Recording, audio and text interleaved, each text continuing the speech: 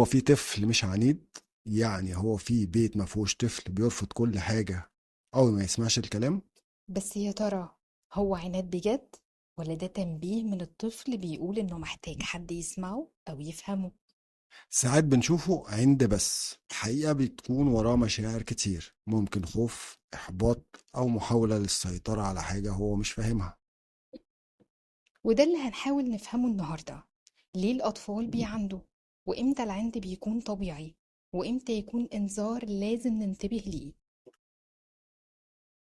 وإزاي ممكن نتعامل معاه من غير أي عنف ولا خسارة ليهم؟ في البداية برحب بكل مستمعينا في بودكاست مراية. برحب بلايف كوتش أحمد.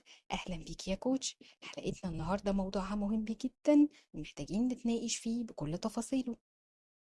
أهلا بيك يا كوتش، برحب بيكي وكل مستمعينا في بودكاست مراية. فعلا حلقتنا النهاردة موضوع شائك ومهم جدا، محتاجين نفهم ونعرف أبعاد الموضوع بأسلوب مبسط وخفيف على مستمعينا. هبدأ معاكي الحلقة يا كوتش بسؤال بيجي في تفكير كتير مننا. هو يعني إيه عند؟ وإمتى أقول إن الطفل ده عنيد؟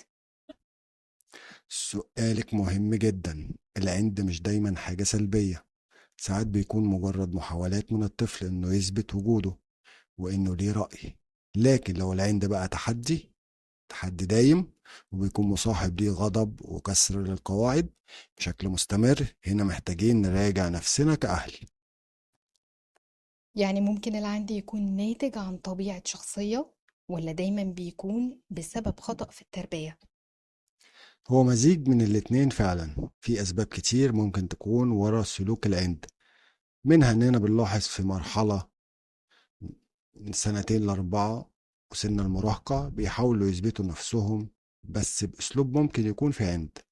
وطبعا المراحل دي بيكون التعامل معاها بحذر وبهدوء، لأنها مراحل عمرية حساسة جدا ومحتاجة تفاهم. وممكن كمان الطفل يكون بيقلد ردود فعل من اللي حواليه، سواء أهله أو المحيطين بيه عموما. وكمان لو مش بنسمع الطفل طبيعي جدا يرفض ينفذ اللي بنطلبه منه. وما ننساش إن الأسلوب لو طول الوقت عبارة عن أوامر بس، ده هيخلي الطفل يقاوم الوضع ده.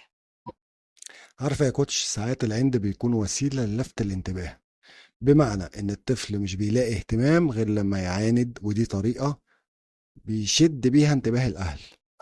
ناس كتير بيختلط عليها الأمر بين العند وإن الطفل عنده شخصية أو بيعبر عن نفسه. وهنا نقدر نفرق بينهم. الطفل اللي بيعبر عن رأيه بهدوء أو بيتناقش من غير انفعال فده مش عند، ده اسمه نضج. لكن لو بيرفض لمجرد الرفض وبيكسر القواعد وهو قاصد، فده نوع من العند الدفاعي أو التعبيري عن حاجة أعمق.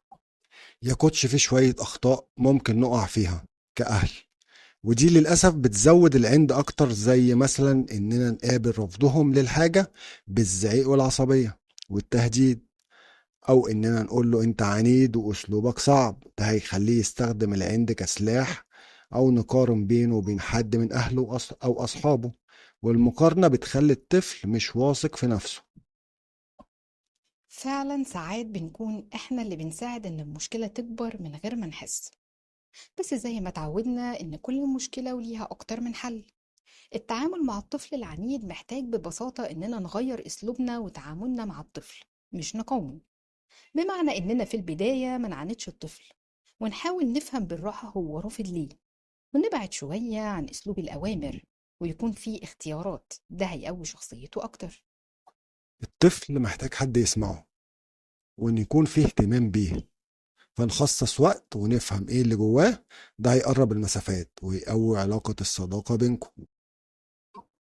ومن غير أي عنف أو عصبية نوضح القواعد والنظام اللي المفروض نتعامل بيها. وما ننساش أهم حاجة إننا نتكلم عن الإيجابيات اللي بيعملها ونكافئه عليها، ونبعد عن وصف الطفل بالعنة، لأن ده هيكبر المشكلة بدل ما يعالجها.